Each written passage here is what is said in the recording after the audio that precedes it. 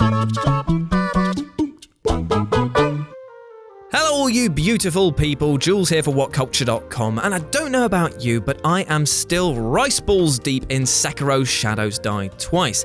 However, after beating the game multiple times in order to witness the 4 different endings, grinding tons and tons of materials in order to unlock every upgrade and slicing up shinobi left, right and centre, I've noticed something. Some of these so-called mega hard bosses are actually quite easy. And I'm not just saying that from a perspective of get good, I just mean that if you can actually separate your immediate fear and adrenaline from the fight itself, you can preempt attack patterns, exploit enemy AI, and best of all, slather the entire fight with a heart attack-inducing amount of cheese. Yes, that's right, for while the beasts in Sekiro might look all scary and mean and big, there are many ways to make them cry more than twice. So gather round, kids, bring your swords and a slice of Swiss, as I'm Jules, this is WhatCulture.com, and these are Sekiro's 10 most effective boss cheese methods you need to know. Number 10. Gyobu Oniwa. We begin this list with the first major boss of the game, Gyobu Oniwa, who charges out to battle astride his monstrous horse Onikage. For many, his speed, size, and erratic swipes might be a bit too much, and trust me, this boss preys on panic. So why not turn this monstrous mare into a My Little Pony with these 2 tips? Invest in the following: the grapple follow-up attack and the shinobi firecrackers, which you can pick up from a nearby vendor. Both of these will neuter the boss's 2 main strengths, distance and speed. Use the firecrackers to make the horse rear up, which can help close the distance or land a few attacks, and make use of the grapple attack just before you reach the boss in the air to help build a stagger meter, which will leave Gyobu open for even more punishment. With both of these tactics, you will never have to worry about deflecting, as if he does ride past you, just hold the block button and weather the storm. Rinse and repeat, and you'll be sending this stallion right back to the stables. Number 9. Sword Saint ISSHIN. Oh, well, this is actually a bit awkward, as it turns out that I was actually using the cheese strats the entire time to beat this potential final boss. Now, I got a review copy quite early, but after falling foul of the wide and fast lightning attacks and the huge amounts of damage that this Sword Saint outputs, I just decided to run in a circle and bait his lunge attack. Well, it turns out that the world has gone mental for this tactic and is now considered the cheese strat for the boss, as all you have to do is keep running in a circle at mid-range and wait for him to leap towards you, then wait again for the follow-up attack, run in and strike him in the back like a really honourable soul until he drops dead. That's it. I mean, it's arduous as hell, but it works at... Hey, Scott, what are you doing here? I spent 6 hours learning every single animation and everything he was going to do, and then I finally defeated him and it felt amazing, and I think that's what you're supposed to do with these things, right? No, just bait the lunge attack, Scott. Maybe on New Game Plus. Right, yeah, well, your fingers might get tired and you might get a bit dizzy, but that salty, dairy-based victory will make it all the better when you spank this spirit back to the afterlife. Number 8. Emma and ISSHIN. Shadow Rush. That's it. Next entry. Oh, I'm sorry, you want me to explain why this is pretty much the only move you'll need for the entire fight? Okay, well, first off, with this skill, you can use it to close the gap between you and an enemy, deal a heavy blow, knock them off balance, and you can even chain it into a push attack maneuver, which you can use to reposition or rain down even more blows from above. Now, it does cost a hefty amount of spirit tokens to use the jump at the end, but we're not too fussed about that for this next cheese strat.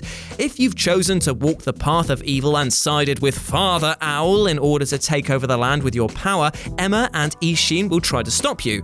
I mean, more fool them, right? Now, normally, this pair can be a right pain in the posterior, that was a laboured joke, to deal with because of their powerful strikes and their ability to rush from one side of the arena to the other. However, by keeping them at a distance and using the Shadow Rush ability, then jumping back immediately after it lands, you can evade their counters 90% of the time. In about 3 to 5 minutes, you can bake a nice humble pie for this pair to chow down on, and all it will have cost you is the knowledge that you've cheesed yet another set of bosses. Also, I'm just saying, if ISSHIN really is the master of all these moves and has got all these textbooks, and he's been studying for years and years and is meant to be the best swordsman in the world, maybe you should have seen this one coming.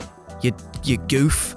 Number 7. Snake Eyes Shirahagi. Now, technically this isn't a main boss, but it has given enough people trouble for a strategy to smoke this snake to be added to this list. Now, Snake Eyes Shirahagi hits hard, is as tough as old beef, and makes use of a horrible combo weapon which is 1 part hook blade, 1 part shotgun, and all parts— oh come on, I was barely near you. So why not try some underhanded tricks of your own? First, spawn in on the left of the arena and take out these 2 guards without alerting her, then sneak up right behind her to take off that first pip of health. After you've enraged the rag-covered Raji, head over to the Buddha statue on the opposite side and lure her into the poison swamp. Finding the right position can be tough, with some players telling you that you need to go to the top of the statue, some saying that you need to go to the cliff ledge on the right, but once you've found your baiting position, you can lead Snake Eyes into the swamp where it will inflict poison damage as she walks back and forth, and you can use your shuriken to basically enrage her again so she runs back in again like an idiot. But I mean, if she's not going to play fair and stash a gun in her staff, why should we? Number 6. JUZOU the Drunkard.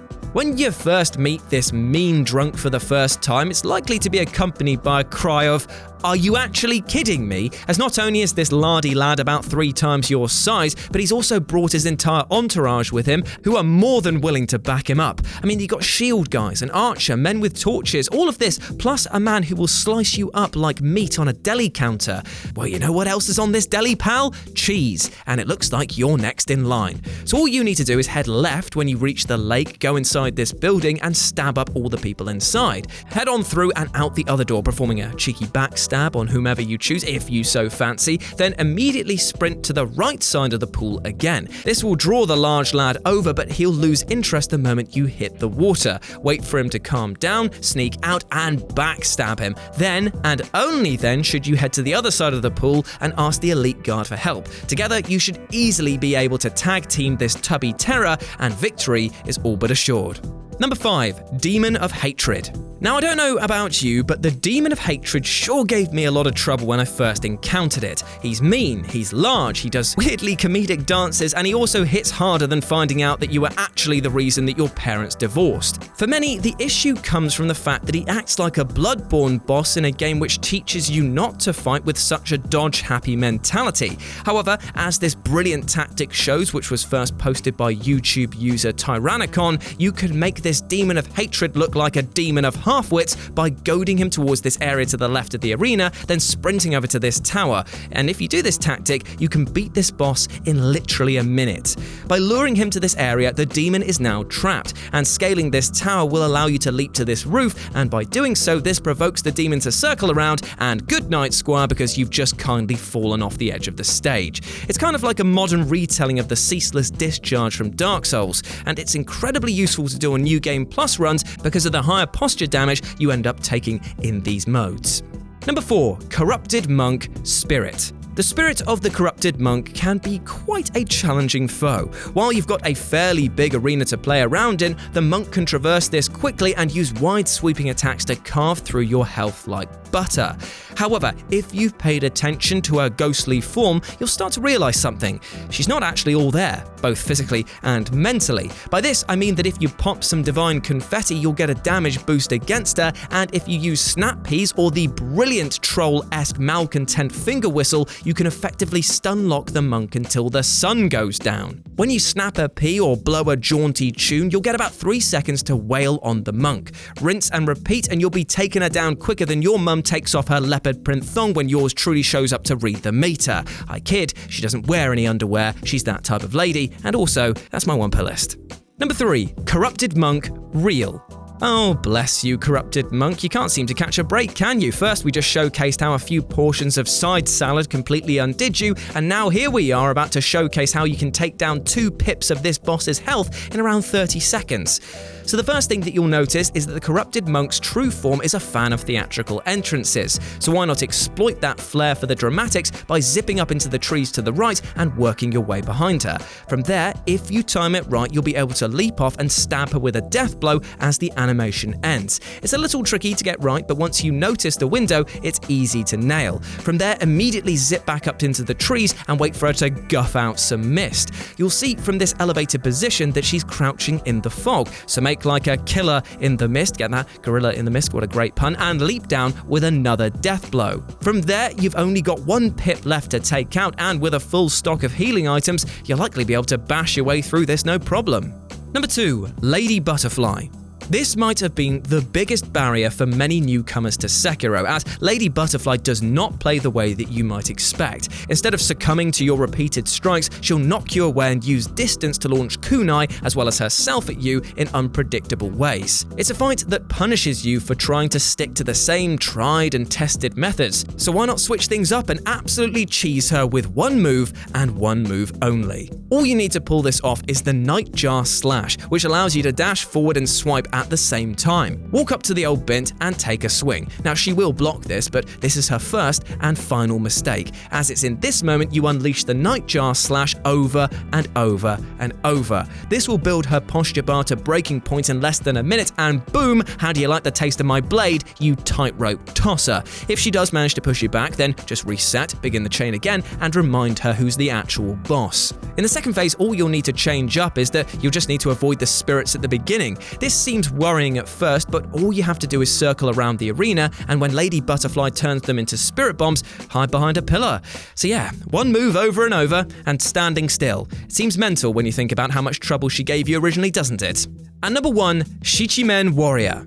What a surprise this was the first time you saw it, right? Here you are, minding your own business, just swimming through a well, and boom, undead warrior conducting a ritual in an underground cave. However, if you want to give this demon the day off, there's 2 things you need to do first. 1, pick up some divine confetti, which boosts your damage against the undead, and 2nd, learn the air takedown shinobi art. With these 2 weapons in your arsenal, you can take the fight right to this shimmying shaman. Start the fight by having a one-man party and just chucking some confetti in the air, and then charge straight in, as if you're quick enough, you'll spook him and he'll jump into the air. Now don't let this sudden jump create any distance, as if you jump up with him, you'll be able to do an air takedown and utterly rinse the first health bar completely, which puts you in a good standing to finish him off. From here, the fight is simple. All you gotta do is wait for his screaming laser beam and then run diagonally towards him. After this finishes, just wail on him until the warrior disappears to the other side of the arena, which means that all you have to do is repeat the same process. And if you take any damage, you can heal almost immediately in the time it takes for him to reappear.